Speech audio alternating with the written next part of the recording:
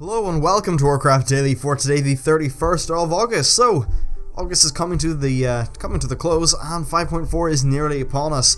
In today's news, we have a whole bunch of tweets and some news about the LFR wings opening up on the PTR.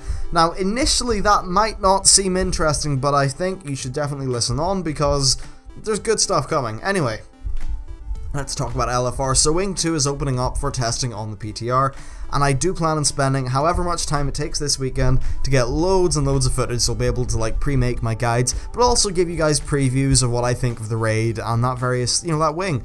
And it should serve as just a fun little video to get everyone excited for raiding in the new patch. So that's my plan for the weekend. Also, Final Fantasy XIV: A Realm Reborn is out, and I'll be doing a bit of a playthrough through that just to really tide the time until the next patch comes out and we can do all the fun stuff with it. Now, next up, we have the tweets. So, they've said a whole bunch of really interesting things actually, and they're definitely worth covering. Now, let's get started. So they said, there are no immediate plans to scale older scenarios to heroic, but they're very happy with the heroic scenario system overall, and also, I gotta say, I'm very happy with the heroic scenario system. It's not ultra derpy. You do need a little bit of skill. Right now, of course, we're all our guild's all 530, so it's not really a challenge for us, but at the appropriate gear level, it does require quite a bit of thought and stuff like that, which I think's great. It's a very good system. And the way that you are forced to make a pug via trade chat, essentially, it does mean that there's at least some ownership over the group. There's a little bit more communication. It's better than just a random queue thing, so I definitely think it's very good. Now, next up, they said they seem to be battling with people thinking that LFR is necessary. They feel that if you're an LFR player, then LFR is for you. It's not really targeted at anyone else. Now, the issue, of course, is that if there is a potential upgrade, then people will feel obligated to do something, even if it isn't fun, which leads to people doing LFR more than they, sort of from Blizzard's perspective, should, because they're not really the target audience, and that just leads to burnout, and it hurts the game. And that's the problem with LFR. With the tier system, having the next LFR tier being better than quite a lot of the previous tier means that even normal raiders might feel obligated to head back into LFR and do some stuff, which is a pity because at the end of the day you'll be doing your full raiding schedule if you're doing that, and then LFR, and that does burn a lot of people out. And as for the people who just do LFR for the fun of it, well, the first time you do an LFR wing, that's seeing the content.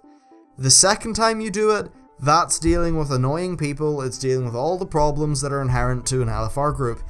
And because just the way the loot is in LFR, you're going to have to do every wing 4, 5, 6, maybe 7 times if you want to get the full set of gear, probably. And can anyone really say that doing an LFR wing 7 times is fun? The purpose of LFR is to let people who wouldn't be doing that content otherwise see the content.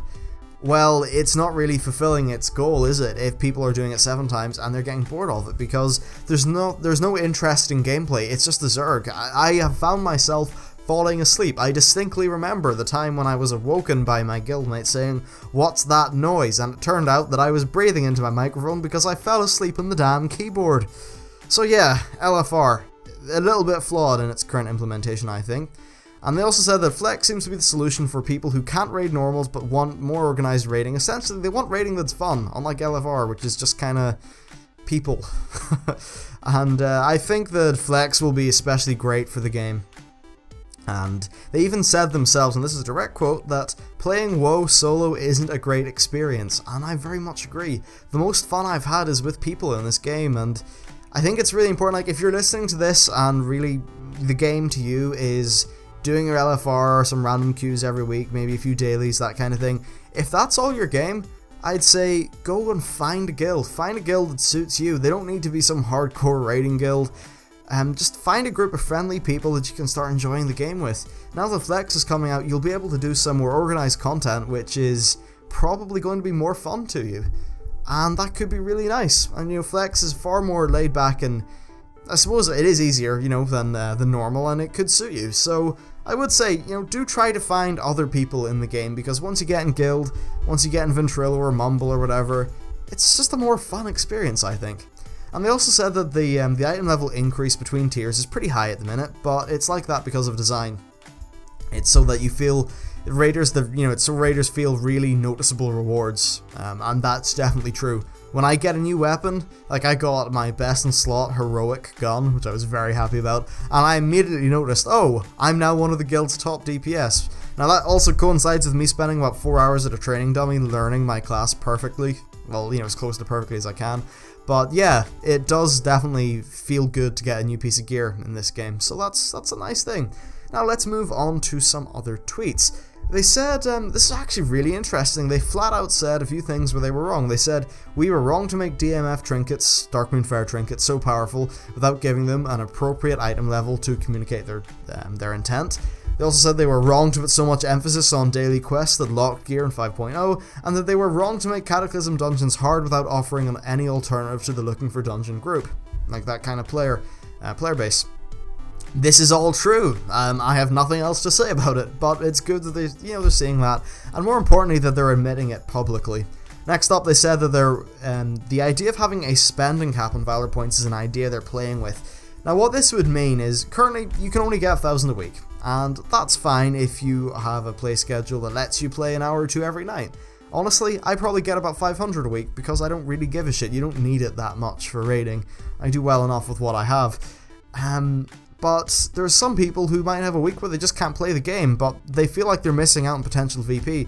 And the idea of this would be that you can really get as much Valor points as you want, but you can only spend a certain amount every week. So if you knew you were, say, going on holidays and you just really wanted, a week before you go on holidays, you just wanted to play a ton of WoW, you could do that, and you could play as much as you want. You'd still be getting rewards, and it would make up for any time when you're not at the game. Pretty much it would be nice, because people with a flexible schedule, a schedule that doesn't really allow them to play all the time, it gives them more options, I suppose, with how they spend their time in the game, and I think that's very good. Now, finally, the thing they said is that the 5.4 Celestial bosses will be once per week, loot-wise, and you can get loot from any one of them once per... well, okay, let's just say they are called the Celestial World bosses. There are 4 bosses, each one has the same loot table, and you can get one shot at that loot table a week. So if you kill Zhuan, you're going to get a shot at the loot table. If you kill CG, after you kill Zhuan, you're not going to get a shot at the loot table, because you've already downed one of the Celestial bosses that week. So yeah, it's a little bit of a weird way to do it, and they all have the same loot table anyway, so it doesn't really matter. Now that's it for today's episode. Probably not the most heavy and big newsy type things, but hey, it was a nice little discussion about LFR and stuff. Things that are going to come up on the channel this week will be the LFR stuff, which I was talking about earlier, if I can get in, hopefully get a decent LFR group on the PTR. And there's that, Final Fantasy XIV, if I can get the license from Creative Assembly, more from Sega, if I can get the license from them, then I'll do Rome 2 Total War, and that's really it. So yeah, there's good things to come. And then of course 5.4 will hit, and the world will go crazy with things to do, and news, and videos for me to do, and things like that, so it'll all be good. Anyway, thank you for watching. If you like the show, please hit that like button and subscribe, it really helps me out. And with that, I'll see you next time.